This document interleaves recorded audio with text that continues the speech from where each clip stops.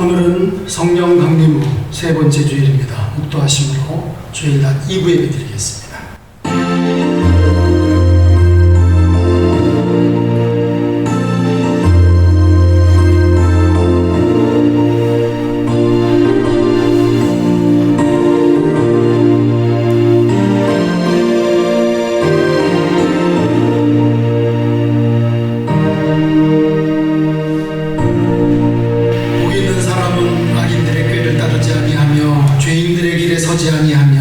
오만한 자들의 자리에 앉지 아니하고 오직 여호와의 율법을 즐거워하여 그의 율법을 주야로 묵상하는도다.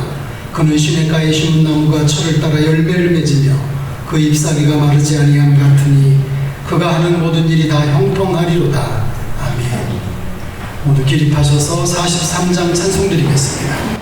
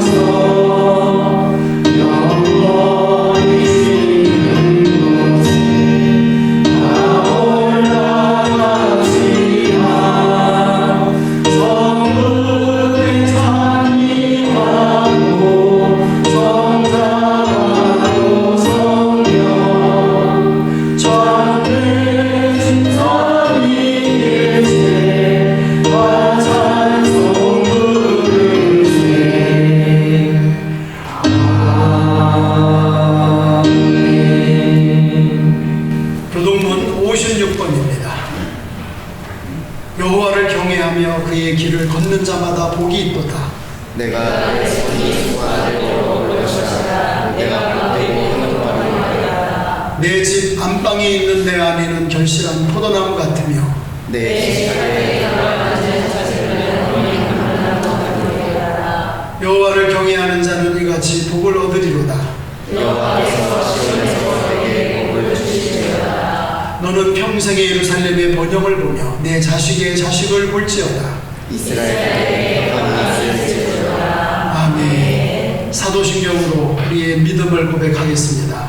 전능하사 천지를 만드신 하나님 아버지를 내가 믿사오며 그 배아들 우리 주 예수 그리스도를 믿사오니 이는 성령으로 잉태하사 동정녀 마리아에게 나시고 본디오 빌라도에게 고난을 받으사 십자가에 못 박혀 죽으시고 장사한 지 사흘 만에 죽은 자 가운데서 다시 살아나시며 하늘에 오르사 전능하신 하나님 우편에 앉아 계시다가 저리로서 산 자와 죽은 자를 심판하러 오시리라. 성령을 믿사오며 거룩한 공예와 성도가 서로 교통하는 것과 죄를 사하여 주시는 것과 몸이 다시 사는 것과 영원히 사는 것을 믿사옵나이다.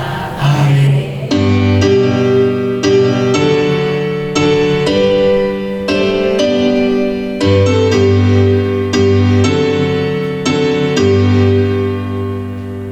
성령 성부 성자 성령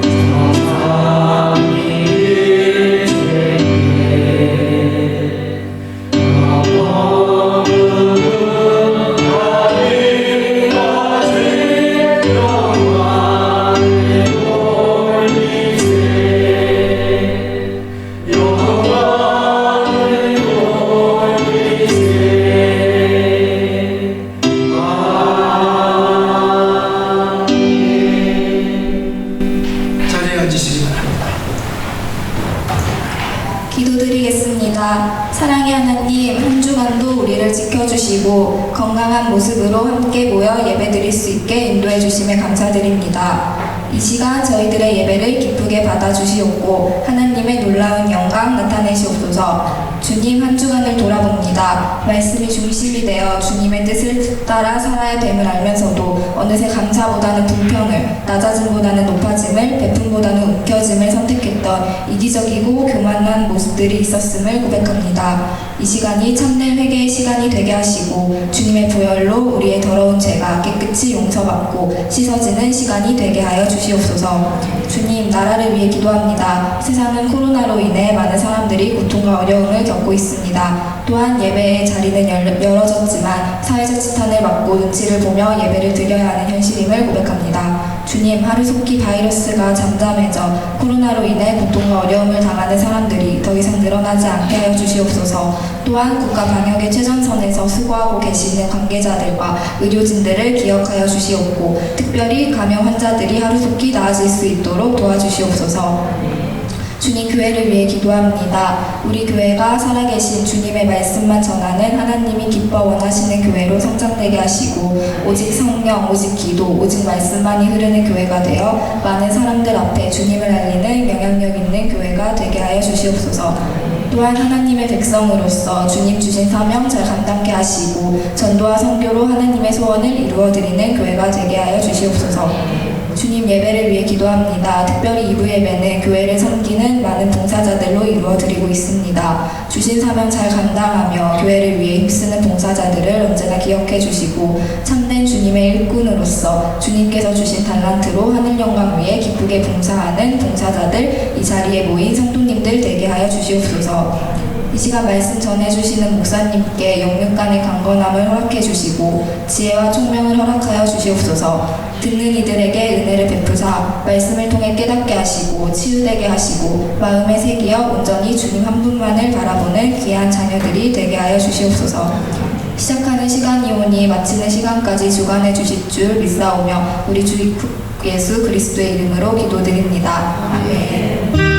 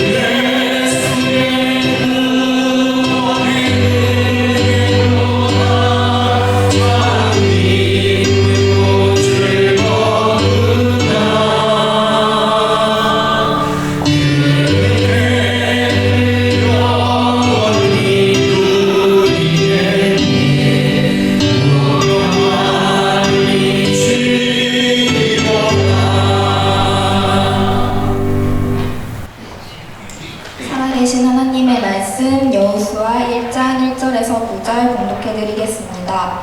여호와의 종 모세가 죽은 후에 여호와께서 모세의 수종자 눈의 아들 여호수아에게 말씀하여 이르시되 내 종 모세가 죽었으니 이제 너는 이 모든 백성과 더불어 일어나 이 요단을 건너 내가 그들 곧 이스라엘 자손에게 주는 그 땅으로 가라. 내가 모세에게 말한 바와 같이 너희 발바닥으로 밟는 곳을 모두 내가 너희에게 주었노니 곧 강야와 이 레바논에서부터 큰 강 곧 유브라데 강까지 조 속의 온 땅과 또 해지는 대해까지 너희의 영토가 되리라.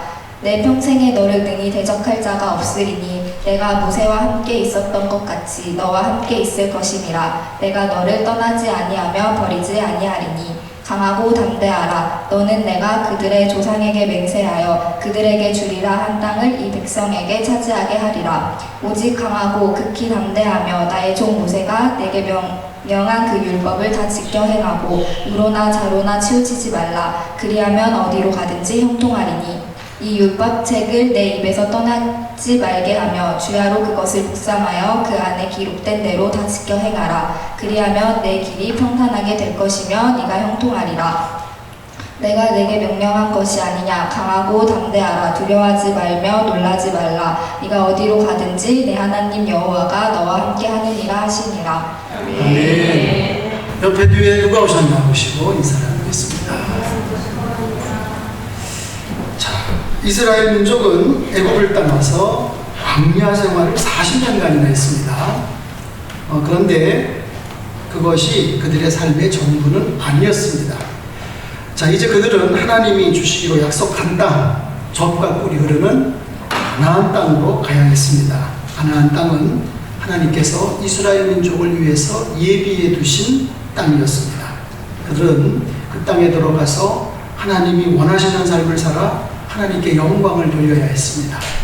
이처럼 죄와 사망의 법에서 인류를 구원하실 메시아가 나실 약속의 땅 가나안은 이스라엘 민족이 가야 할 땅이고 그들이 싸워서 정복해야 할 땅이며 땀을 흘려서 개척해야 할 땅이며 풍요한 삶을 누려야 할 땅입니다.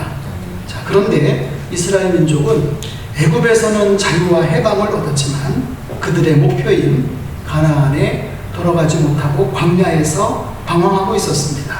이것은 그들의 비극이었습니다. 오늘날 우리 그리스도인들의 삶에도 이런 비극이 일어나고 있습니다. 우리는 예수 그리스도로 말미암아 죄와 사망의 법에서 구원받고 해방을 얻었습니다.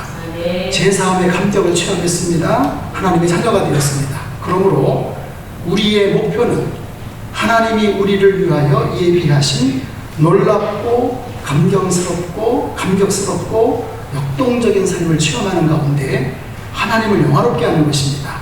그런데 우리 가운데는 아직도 방황하는 자리에서 벗어나지 못하고 흔들리고 주저하고 후회하고 염려하고 근심하고 두려워하고 불안해하는 사람이 얼마나 많은지 모릅니다. 이제 우리는 방황하던 자리에서 벗어나 약속의 땅 가나안으로 시선을 돌려야 되겠습니다.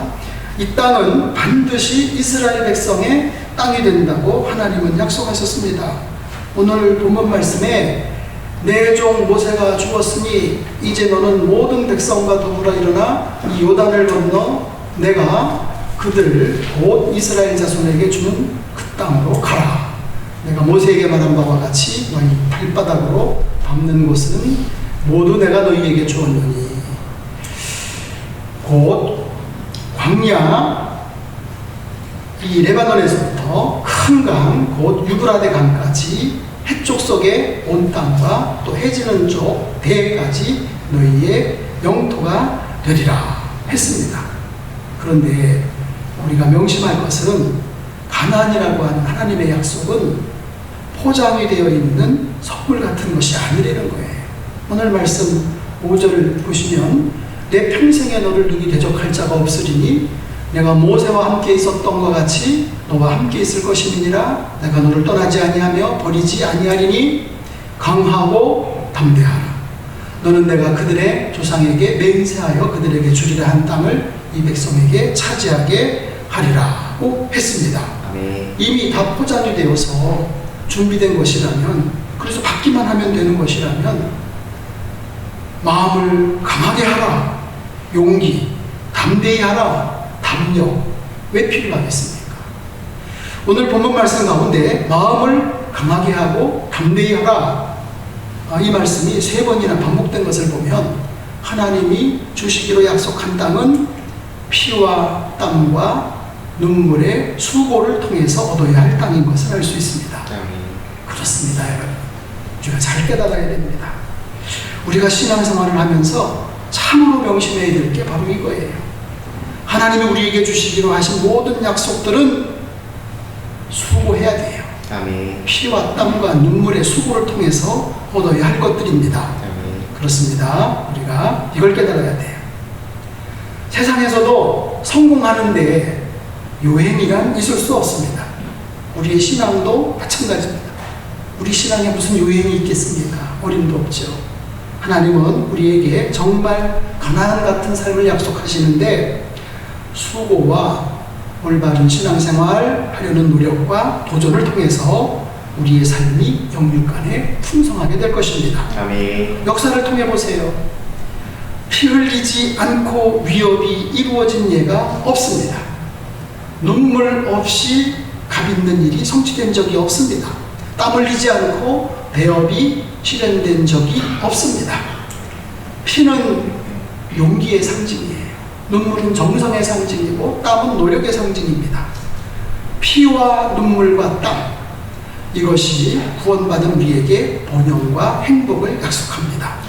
약속의 땅은 전력 투구의 정신을 가지고 용기와 정성과 노력으로 얻어야 합니다. 아멘.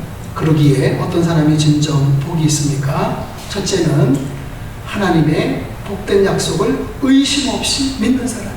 아멘. 그리고 하나님의 약속을 붙잡고 그 약속이 내게 이루어지게 해달라고 매달리는 사람이에요.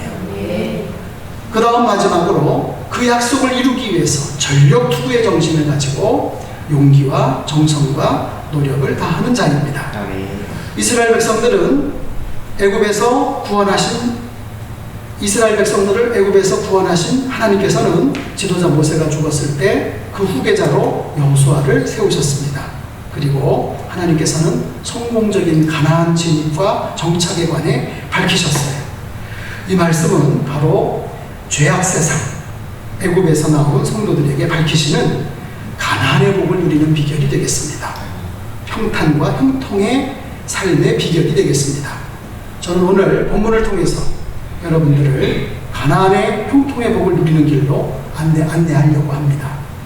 이 말씀을 통해서 오늘 주 앞에 나오신 우리 모두가 평탄과 형통의 길, 승리와 영광의 길로 인도받으시기를 바랍니다. 아멘. 평탄과 형통의 비결 첫 번째는 뭘까요? 목표를 가져야 됩니다. 인간에게 미래에 대한 목표는 꿈이요, 목적이요, 미래상이요, 비전이요, 희망입니다. 삶의 원동력이 됩니다. 목표, 꿈, 목적, 미래상, 비전, 희망이 없는 사람은 살았으나 죽은 사람이에요. 어머니가 없이 아이가 태어날 수 없듯이 목표가 없이는 아무것도 이루는 것이 없습니다. 아브라함은 75세까지 목표가 없는 평범한 사람이었습니다. 그런데 창세기 12장에 보면 하나님이 그에게 나타나셔서 장엄한 삶의 목표를 주십니다. 개역 한글로 읽어드리겠습니다. 너는 너의 본토 친척 아비 집을 떠나 내가 내게 지시할 땅으로 가라. 내가 너로 큰 민족을 이루고 내게 복을 주어 내 이름을 창대케 하리니 너는 복의 근원이 될지라. 너를 축복하는 자에게는 내가 복을 내리고 너를 저주하는 자에게는 내가 저주하리니 땅의 모든 족속이 너로 인하여 복을 얻을 것이니라. 하나님께 새로운 삶의 목표, 꿈을 얻자 아브라함의 생애가 변화되고 말았습니다. 아멘. 그의 생애는 성공과 실패, 기쁨과 슬픔, 고난과 영광이 함께했지만 그의 가슴에 품은 목표, 꿈으로 인해서 변화를 받고 결국 믿음의 조상, 유대인의 조상, 이스라엘의 조상, 하나님을 섬기는 믿음의 나라를 세웠던 것입니다. 아멘. 모세가 죽자 여호수아가 이스라엘 백성들을 인계받았습니다. 그때에도 하나님은 여호수아에게 요단 건너편 하나님께서 이스라엘 자손에게 주는 땅을 목표로, 꿈으로 주셨습니다. 이 목표가 여호수아를 위대한 지도자가 되게 해서 이스라엘 백성들을 적과 꿀이르는 땅, 가나안 땅으로 들어가게 한 것입니다. 사도 바울 역시 삶의 목표가 너무나 분명하고 확실했습니다. 표대를 향하여 그리스도 예수 안에서 하나님이 위에서 부르신 부름의 상을 위하여 달려가노라 라고 고백을 했습니다. 땅 위의 모든 상은 다 썩어질 거예요. 우리 주님의 손에 들려있는 하나님이 위에서 부르신 부름의 상만이 영원한 것입니다. 아멘. 사도 바울은 이 상을 얻기 위해 일생을 오직 복음, 오직 전도, 오직 교회를 위해서 살았습니다. 우리는 인생 일대의 목표가 분명해야 됩니다. 하나님은 오늘날도 우리를 우리들 삶에 목표를 주셔서 변화시키십니다. 그렇기에 삶의 목표가 없는 사람은 참 그리스도인이 아닙니다. 그러므로 우리는 항상 하나님 앞에 엎드려서 주님, 제게 삶의 목표를 주십시오. 꿈을 주십시오. 라고 기도해야 합니다. 아멘. 평탄과 형통의 비결 두 번째는 뭘까요? 강하고 담대한 믿음을 가져야 합니다. 이스라엘 백성들이 모세의 지도 아래 애굽을 탈출해서 가데스 바네아에 이르렀을 때 각 지파에서 대표 한 명씩 뽑았어요. 12명의 정탐꾼을 구성하고 40주 40야를 가나안 땅을 염탐하게 합니다. 이들이 돌아와서 보고를 합니다. 10명의 정탐꾼 가나안 상황을 사실로 현실로 그대로 보고 돌아와 겁에 질린 소리만 했습니다. 그러나 강하고 담대한 믿음으로 그 땅을 탐지한 여호수아와 갈렙은 사실과 현실만 본 것이 아니라 그 위에 계신 하나님을 봤습니다. 아멘. 그래서 믿음의 보고를 합니다. 그랬더니 백성들이 여호수아와 갈렙을 쳐 죽이려고 합니다. 그때 하나님은 영광 중에 나타나셔서 겁을 집어먹고 부정적인 보고를 한 10명의 정탐꾼을 그 자리에서 죽여버리시고 그들의 보고에 동요가 된 겁쟁이들 전부 돌이켜 광야로 가서 40년을 방황하다가 죽게 하셨습니다. 그리고 강하고 담대한 믿음을 가졌던 여호수아와 갈렙만 출애굽 2세들을 데리고 약속의 땅 가나안에 들어가게 하신 겁니다. 아멘. 가나안의 평탄하고 형통한 복은 강하고 담대한 믿음의 소유자에게 주어진다는 것을 꼭 명심하시기 바랍니다. 아멘. 목동 다윗도 강하고 담대한 믿음을 가졌기에 거인 블레셋 장수 골리앗을 이길 수가 있었습니다. 모든 이스라엘 국민들도 할례받은 하나님의 군대요, 또 하나님께서 그들과도 함께 하셨지만 이 골리앗의 모습에 기가 꺾이고 겁에 질려 숨었기에 골리앗을 이길 수가 없었습니다. 그러나 다윗은 강하고 담대한 믿음으로 나아갔기 때문에 승리를 거둘 수 있었던 것입니다. 아멘. 성경은 그러므로 너희 담대함을 버리지 말라, 이것이 큰 상을 얻게 하느니라 말씀합니다. 두려워 떠는 사람 하나님께서 쓰실 수가 없습니다. 강하고 담대한 믿음을 가진 자를 통해 하나님은 일하십니다. 우리가 강하고 담대한 믿음을 소유하기 위해서 어떻게 해야 될까요? 하나님을 체험해야 돼요. 아멘. 하나님의 사랑을 체험해야 돼요. 아멘. 어떻게 하나님의 사랑을 체험할까요? 성령 충만을 받으면 하나님의 사랑이 우리에게 부음받고 하나님이 나를 사랑하고 계신다는 것을 알게 되면 강하고 담대해지는 것입니다. 성령 충만함으로 하나님의 사랑을 체험하시고 아멘. 강하고 담대한 믿음의 소유자들이 되시기 바랍니다. 아멘. 세 번째 평탄과 형통의 비결은 뭘까요? 하나님의 계명과 말씀을 지켜야 됩니다. 자, 하나님의 계명과 말씀, 하나님의 계명과 말씀을 지켜 행할 때 우리의 삶이 평탄하고 형통하게 하시겠다고 약속을 하시는데, 하나님의 계명과 말씀은 뭡니까? 하나님의 계명은 바로 저 십계명이에요.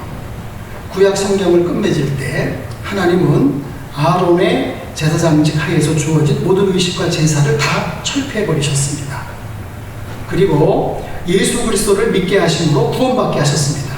그런데 단 하나 폐하지 않은 것이 있습니다. 그게 바로 뭘까요? 십계명입니다. 그 십계명, 예수님도 이 계명을 우리에게 그대로 주신 거예요. 이 계명을 지킴으로 구원받는 건 아닙니다. 구원은 예수님을 믿음으로 받습니다. 아멘. 그러나 구원받은 이후에 성도가 십계명을 가슴에 간직하고 이 계명을 지킴으로 성도의 삶에 부정과 부패, 불의와 불법을 막는 하나님의 칼이 되고, 이 계명이 구원받은 성도를 하나님의 자녀에 합당한 도덕적, 윤리적 인간으로 자라게 합니다. 그러므로 우리는 하나님 앞에서 신앙생활하면서 이 십계명의 말씀을 가슴 깊이 간직하면서 살아야 됩니다. 그리고 그 위에 하나님의 말씀을 언제나 읽고 묵상해야 됩니다. 이 율법책을 내 입에서 떠나지 말게 하며, 무슨 얘기입니까? 내 입에서 율법책이 떠나지 말게 하래요. 이 말씀은 성경을 입으로 소리내서 읽으라는 말씀이에요. 승리하기 원하시죠? 승리하기 원치 않습니까? 승리하기 원하시면 성경을 읽으십시오. 아멘. 우리가 신앙생활을 하면서 성경에 대한 지식이 너무 빈약한 것이 문제입니다. 자, 십계명을 믿습니까? 라고 물으면 여러분들 한결같이 다 예, 믿습니다 라고 대답을 할 거예요. 그런데 십계명이 뭔지 말씀해 보십시오 하면 대답하는 분이 별로 없어요. 이부 예배는 교회학교 교사들이 많이 예배를 드리니까 교사들에게 질문을 한번 드려볼게요. 십계명이 무엇인지 첫째부터 열째까지 한번 얘기 좀 해봐요. 첫 번째 뭡니까? 누가 한 사람 일어나서 해보실래요? 대표로 교사가? 마음 같아서는 테스트를 해보고 싶은데 시간상 생략을 하겠습니다. 내 백성이 지식이 없어서 망한다고 말씀했습니다. 많은 사람들이 성경을 모르고 신앙생활을 하고 있습니다. 굉장히 위험한 일이에요. 자, 그러면 어떻게 성경 말씀을 알 수 있을까요? 성경을 읽는 것밖에는 다른 길이 없습니다. 창세기 1장부터 요한계시록 마지막 장 마지막 절까지 다 믿느냐고 물으면 다 믿는다고 손을 드시면서 대답을 할 거예요. 그런데 성경을 처음부터 끝까지 다 읽었습니까? 라고 물어본다면 예라고 대답하실 분 적을 거예요. 특별히 교사들 성경 통독하지 않고 아이들 가르치려고 아이들 앞에 서신 분들 회개하시고 빨리 성경 통독해요. 성경을 한 번도 안 읽고 무슨 성경을 가르친다고 아이들 앞에 서서 껍죽대냐 그 말이에요. 교사들 알았습니까? 다 읽었어요? 글을 모르시는 분들이라면 몰라도 말씀을, 성경이 하나님의 말씀이라고 믿으면 이걸 읽어야지 맞는 거지. 그게 하나님 앞에 예의가 아니겠습니까, 여러분? 우리의 삶에는 하나님의 말씀을 아는 것 절대적으로 필요합니다. 왜 그럴까요? 알므로 책임을 느끼게 됩니다. 지식은 책임을 느끼게 해요. 예를 들어서 성경에 우리가 선을 행할 줄 알고도 행치 아니하면 죄라 그랬어요. 따라서 성경은 우리로 하여금 모든 것을 하나님의 관점으로 보게 합니다. 그러므로 성경을 읽으면 인생관이 달라져요. 역사관이 달라져요. 가치관이 달라져요. 성경에 대한 지식이 있으면 자연스럽게 관점이 변하고 그러면 하나님의 마음을 이해하게 됩니다. 하나님께서는 자녀들이 하나님의 마음을 알기를 원하셔요. 우리 부모님들, 자식을 낳아서 양육하는 부모님들, 제발 자녀들이 부모의 마음을 좀 알았으면 좋겠죠, 그죠? 그 자녀들이 부모의 마음을 헤아리지 못하고 엉뚱한 말을 하고 엉뚱한 길로 가면 아우 속 터져 이렇게 되는 거예요. 부모 마음이. 하나님도 그래요. 하나님은 사랑하는 자녀들이 하나님의 마음을 알기를 원하시는데 그 하나님의 마음을 알려면 어떻게 해야 됩니까? 성경을 읽어야죠. 사도 바울은 에베소 교회에 편지를 보내면서 너희 마음의 눈을 밝히사 그의 부르심의 소망이 무엇이며 성도 안에서 그 기업의 영광의 품성이 무엇임을 알게 해달라고 무릎을 꿇고 기도한다고 그렇게 말씀을 하고 있습니다. 하나님의 마음은 어떻게 알아요? 말씀을 알아야 됩니다. 알려면 읽어야 됩니다. 공부해야 됩니다. 암송해야 됩니다. 묵상해야 됩니다. 성경을 읽고 공부하면 하나님의 관점으로 우리의 사상과 중심과 체질과 생활이 변합니다. 세상에 영향을 미친 사람은 영리한 사람 아니에요. 지식 많은 사람 아니에요. 부유한 사람도 아니에요. 세상에 영향을 미친 사람은 하나님의 관점으로 변화된 사람이에요. 오늘 우리에게 필요한 사람은 하나님의 관점으로 변화된 사람이에요. 말씀을 그리고 묵상해야 되는데 주야로 그것을 묵상하여 그랬잖아요. 하나님의 말씀을 읽어서 사상과 중심과 체질과 생활이 변화된 사람이 계속 말씀을 묵상함으로 더욱 확신 가운데 이르게 됩니다. 이런 사람은 거짓 사상에 거짓된 가르침에 흔들리지 않습니다. 진짜 돈, 가짜 돈, 식별하는 훈련을 어떻게 한다 그래요? 요원에게 가짜 돈을 주어서 식별하는 훈련을 시키는 것이 아니라 진짜 돈을 연구하게 한다 그러잖아요. 진짜 돈만 잘 알면 가짜 돈은 분별할 수 있다 그러잖아요. 진짜가 아닌 것은 다 가짜니까. 우리는 모든 거짓 종교를 다 할 필요가 없습니다. 신천지, 통일교, 안식교, 하나님의 교회, 그 사람들이 무슨 생각을 하는지 알 필요 없습니다. 진리를 확실히 알면 거짓을 확실히 분별할 수 있기 때문에. 아멘. 묵상이란 어떤 것을 계속해서 생각하는 겁니다. 우리가 가령 부정적인 것을 계속 생각해서 묵상을 하게 되면 그건 이제 염려입니다. 염려. 그런데 우리가 살아계신 하나님의 말씀을 계속 생각하면 그것은 묵상이 됩니다. 하나님의 말씀을 묵상하면 하나님의 마음을 가지게 됩니다. 하나님이 느끼시는 것과 같은 느낌을 갖게 됩니다. 그리고 그 가운데 기록한 대로 다 지켜 행하라 그랬어요.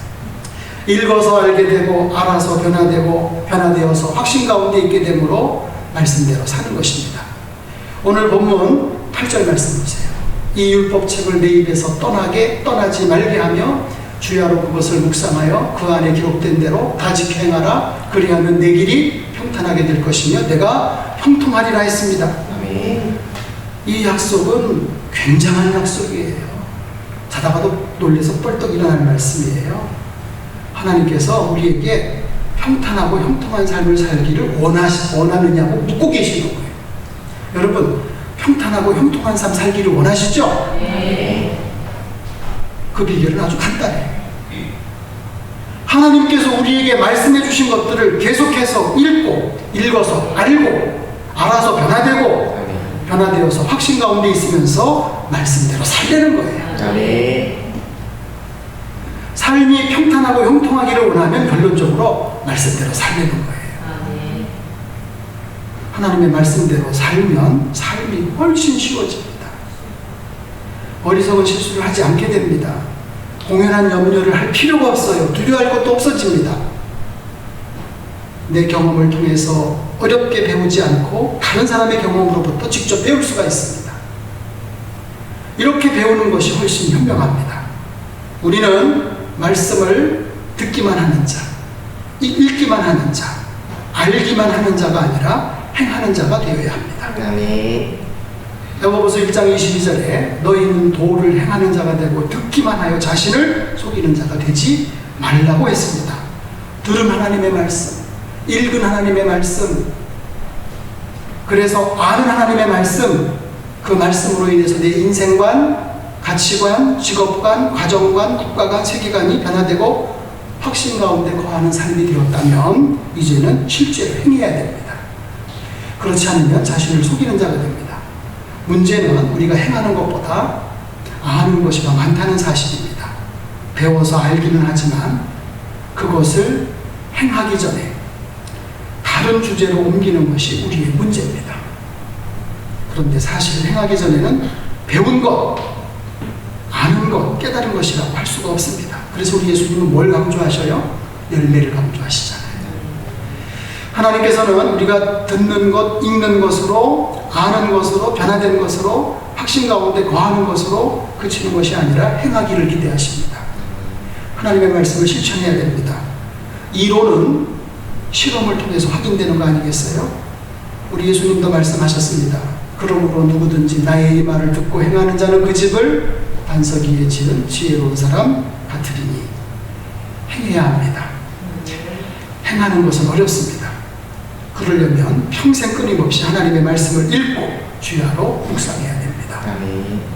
여러분 모두가 그렇게 되심으로 인생의 지혜로운 건축자 되시고 범사에 평탄하고 형통하게 되기를 바랍니다. 아멘. 네 번째 비결은 뭘까요? 자로나 우로나 치우치지 말아야 합니다. 네. 우리 사회가 부딪히고 있는 문제들 중에 하나가 이념의 대립입니다. 다름 아니라 보수 대 진보, 우파 대 좌파, 혹은 우익 대 좌익 간의 갈등입니다.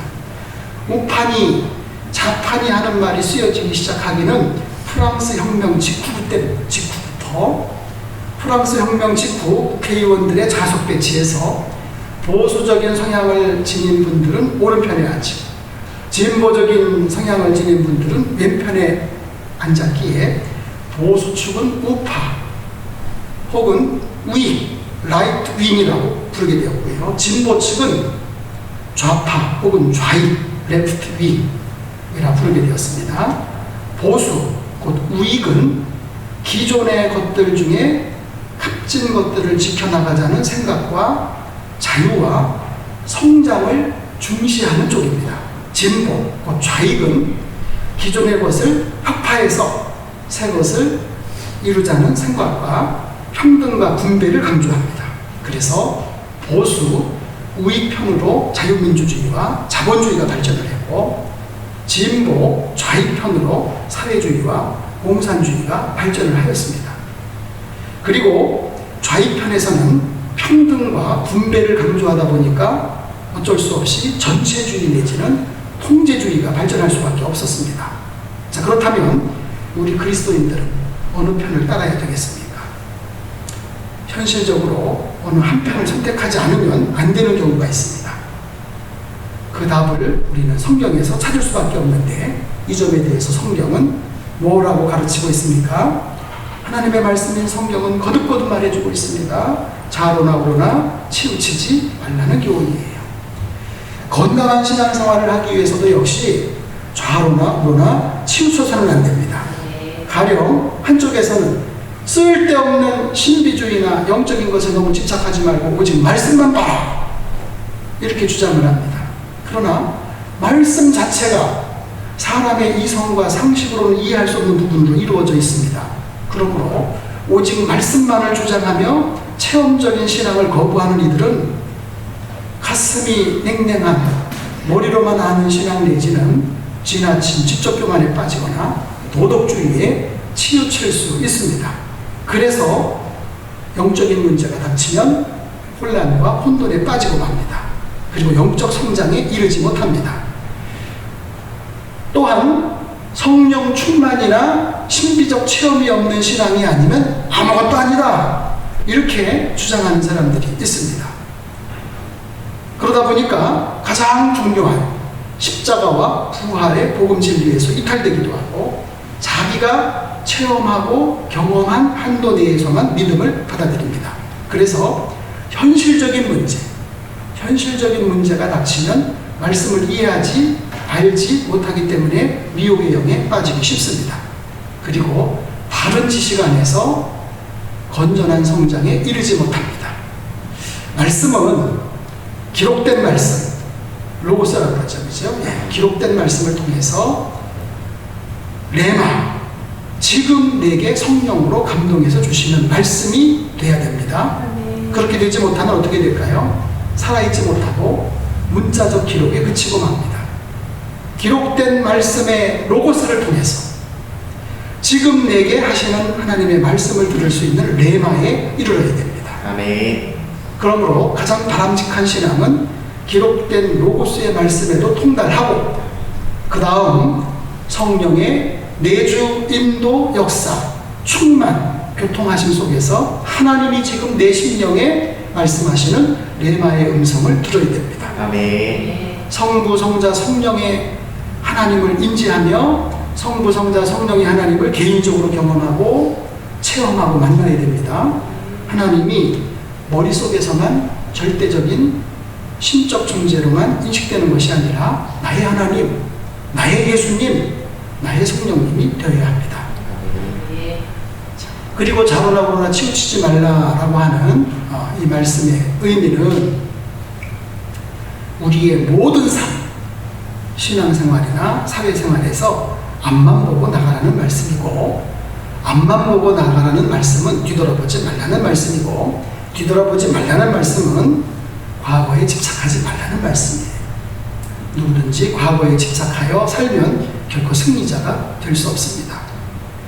과거에 집착하지 않고 앞만 보고 나아감으로 평탄하고 형통한 삶의 주인공이 되신 분, 그리고 참으로 이 땅에서 가난의 복을 누리면서 앞만 보고 나가는, 좌로나 우로나 치우치지 않고 앞만 보고 나가시는 그 본을 보이신 분이 바로 사도 바울인데, 사도 바울이 빌립보서 3장 13절에서 뒤에 있는 것을 잊어버렸다, 간직을 했습니다. 자, 우리가 가나안의 형통의 복을 누리려면 어떻게 된다고요? 좌로나 우로나 치우치면 안 돼요. 자, 4가지를 말씀드렸는데 첫 번째가 뭡니까? 목표를 가져야 된다고 했습니다. 저와 여러분의 목표는 하나님의 나라입니다. 아멘. 너희는 먼저 그의 나라와 그의 의를 구하라. 그리고요, 강하고 담대한 믿음을 가지셔야 됩니다. 그리고 하나님의 계명과 말씀을 지켜야 됩니다. 자로나 우로나 치우치지 말아야 됩니다. 아멘. 사회생활, 신앙생활 마찬가지예요. 좌로나 우로나 치우치면 안 되고요, 뒤돌아보면 안 돼요. 우리는 앞만 보고 가는 거예요. 자, 우리 모두 가나안의 평탄과 형통의 복을 누리시는 분들 다 되시기를 바랍니다. 아멘.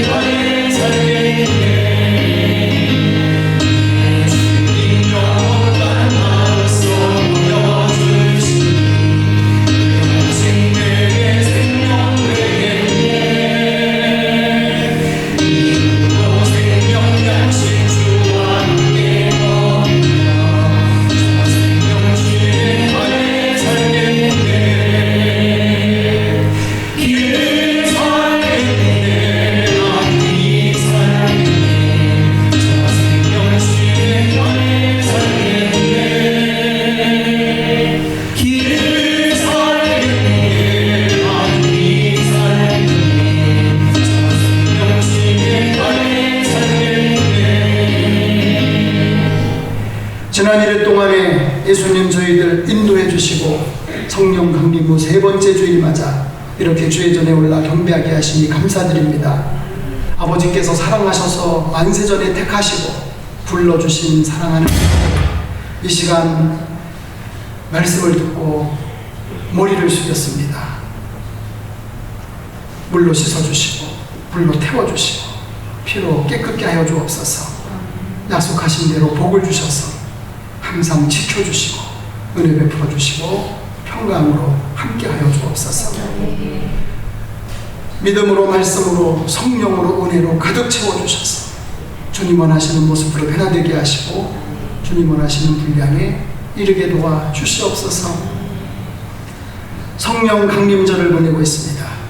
사랑하시는 자녀들이 다 성령 충만하여 죄에서 불행에서 사탄에서 무기력함에서 완전 자유 얻게 하시고 그 자유 누림으로 증인되게 도와주시옵소서. 오늘도 하나님 앞에 나온 사랑하는 자녀들을 다 고쳐주시고 저들을 일으켜주시고 특별히 저들 가운데 나타내셔서 품에 안으시고 안수하시고 성령으로 저들을 둘러주시기를 원합니다. 사방의 평안을 위해서 아사왕을 통해 지난주에 배웠습니다. 아사왕이 우상을 타파하고 하나님을 찾고 제단을 재건하고 아쉽게도 아사왕이 끝까지 하나님을 의지하지 못했던 것을 보면서 저희들 깨닫습니다. 사방의 평안을 위해서 철저하게 회개해야 하고 철저하게 신앙생활해야 하고 성전된 몸과 마음 철저히 관리해야 하고 끝까지 평안할수록 더욱 철저하게 근신하고 겸손해야 됨을 깨달았사오니 이렇게 살 수 있도록 도와주시고 그래서 사방 어디를 둘러보아도 불안은 조금도 없고 평안만 있는 그런 성도의 삶이 되게 도와주옵소서. 오늘은 가나안의 평탄과 형통의 복을 받는 비결 말씀을 통해서 깨달았습니다. 목표를 분명히 해야 되겠습니다. 우리의 목표는 하늘나라, 하나님의 나라와 그분의 의가 되어야 될 것입니다. 강하고 담대한 믿음을 가져야 되겠고 하나님의 계명과 말씀을 지켜야 되겠고 좌로나 우로나 치우치지 않아야 되겠습니다. 앞만 보고 달려가야 되겠습니다. 이렇게 될 수 있도록 도와주셔서 가나안의 평탄과 형통의 복을 받는 저희들 되게 도와주옵소서. 이 시간 허락하신 물질을 구별하고 성별하여 예물로 봉헌합니다. 믿음 담은 예물, 정성 담은 예물을 기쁘게 받아주시고 약속대로 후이되어 누르고 넘치도록 안겨주시되 하늘의 신령한 복, 땅의 기름진 복으로 가득 채워주옵소서. 특별히 성도들의 산업과 직장과 일터의 복의 복을 더하시고 지경을 넓히시고 주의 손으로 붙들어 주시고 환난을 벗어나 근심이 없게 하여 주시옵소서. 존귀한 주의 백성들로 세워주옵소서. 성도들의 가정을 건강하게 하시고 성도들의 가정을 거룩하게 하시고 복되고 형통하게 하시고 수고의 대가를 이기며 자녀들이 잘되고 평강의 복을 누리게 도와주옵소서. 자녀들 믿음을 계승하는 신앙의 후예들 다 되게 도와주옵소서. 행여나 아직 주를 믿지 않고 주 앞에 나오지 못하는 가족 구성원들을 위해서 간절히 구하옵나니 인가기도 되게 도와주옵소서. 우리 주를 향하여 갈급한 마음을 갖게 하시고 주를 믿는 것, 주 앞에 나오는 것을 방해하는 모든 장애물들을 제거하시고 삶의 곳곳 하나님의 복이 임하게 하시고 감화와 감동으로 마음문이 활짝 열리게 하시고 예수님을 구주로 믿을 수 있도록 성령님 꼭 도와주시옵소서. 가정, 영적인 문제, 정신적인 문제, 육체적인 질병의 문제, 경제 문제, 얽히고 설킨 관계 문제 다 풀어지고 해결되게 도와주옵소서. 특별히 병원에 입원하여 치료받고 있는 성도들, 수술에 가려 중에 있는 성도들, 노년에 계신 성도들 복중의 아이, 인부들에게까지 함께 하시되 우리 신평교회 교족에 농명된 성도들 한 심령도 나고자 없이 다 영생 천국에 들게 하시고 그날의 상급과 멸류관의 주인공들 되게 도와주시옵소서. 이 시간 하늘의 위로와 평안을 가득 채워주셔서 새로운 한 주간 발걸음에 굳세림 주시고 어디를 가든 누구를 만나든 승리하는 복된 자녀들 다 되게 도와주옵소서. 예수님의 이름으로 축복하며 기도했습니다. 아멘.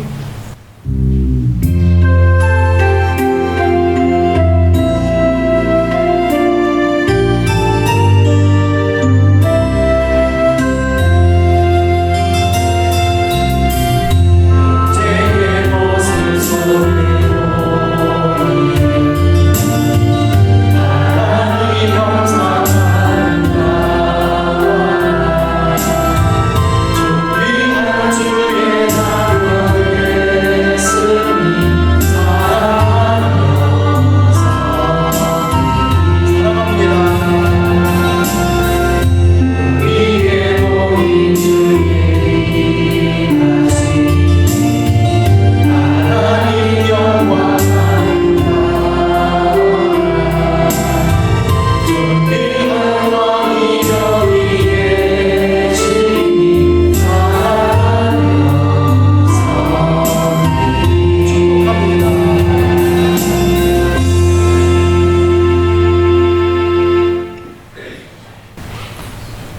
지금은 십자가로 고통, 저주, 질병, 죽음, 심판의 원인이 하나님 떠난 죄 문제를 해결해 주시고 부활로 흑암권세, 공중권세, 사망권세 틀어지고 인생을 일생 동안 자기의 종노릇하게 하는 그 흉악한 사탄 마귀 권세 이겨주신 유일한 권자 예수 그리스도의 은혜와 인간의 근본 창조주이시며 죄인 위에 독생자 보내주신 하나님 아버지의 그 극진하신 사랑하심과 믿는 자들의 마음속에 찾아오셔서 구원 주시고 영생 주시고 이 땅에 사는 동안 보혜사, 협조자로 보증자로 능력자로 역사하시고 죄에 대해서 의에 대해서 심판에 대해서 깨닫게 하시고 특별 계시고 강력한 마음의 소원으로 환경으로 절대적인 하나님의 뜻으로 우리를 진리 안에 굳게 세우시되 생명길로 저 천국까지 인도하시는 성령의 충만한 임재와 역사하시니 성령 강림 후 세 번째 주일 맞아 죄전에 올라 경배하고 돌아가는 우리 신평교회 모든 성도들 위해 함께하여 주시기를 특별히 가나안의 평탄과 형통의 복을 받아 누리게 하시기를 간절히 축원하옵나이다. 아멘.